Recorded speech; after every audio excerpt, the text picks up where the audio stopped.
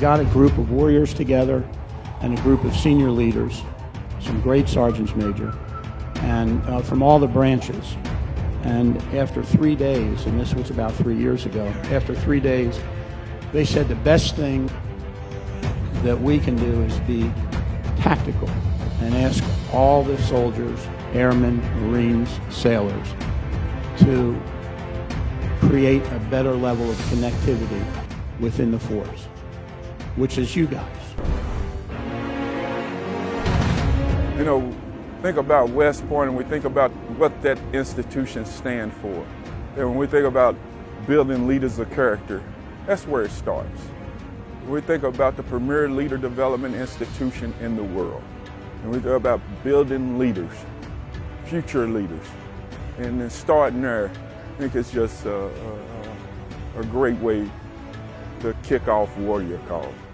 Now I'm going to call this the first annual Warrior Call because I absolutely plan on asking them to come back next year. Oh, sir, thanks so much for taking your entire team to bring these heroes here. It really means the world to us, sir. Thank you.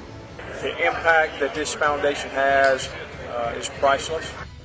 I was asked to explain the world one time in one word. And the guy said, I'll ask you tomorrow. And I said, no, just give me a few seconds. I said, opportunity. The world is filled with opportunity. It's the decisions that we make that shape those outcomes.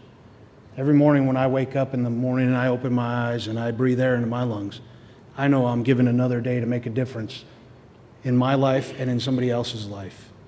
It's whether I choose to get out of bed or not and what I choose to do with my time. I had numerous folks come up to me after our event and talk about how it inspired them and helped them. And one individual came up and said, you know, while everybody was on break, I went outside and I smoked a cigarette and I thought about where my life is and I really needed this, and I called and I made a mental health appointment to get myself some help. Something that, to me, impacting that one person was worth the trip altogether, but I know we impacted a lot more and gave them a resource to reach out to their troops and seek help themselves and give help to those that need it.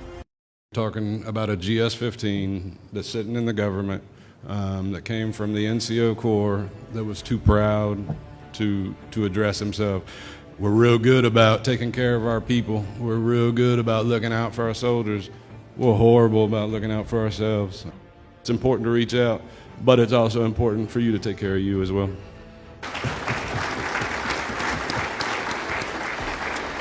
And the fact, honestly, that we got to talk to the NCOs that train those future leaders, I got even more excited because that's what I am, and those are the backbone of the Army, so that was a real blessing to be able to talk to them.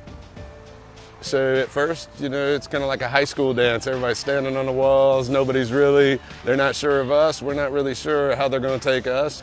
They were very attentive, very supportive, very accepting.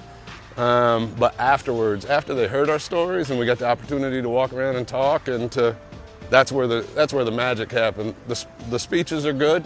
That kind of warms the crowd. But once we got the opportunity to go out and have one-on-ones and to talk, man, I tell you, the real impact. That's where the real impact happens. You guys are the leaders. You have all the power to help. You know, you have people that you look out for, and that should not stop when either you or your guys get out of the military. And that's why we're here. We want all of you guys to work within your power to stop our family from killing themselves.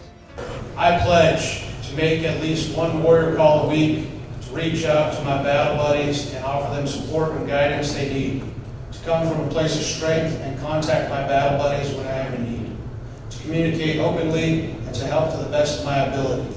I pledge to make a call, take a call, and be honest.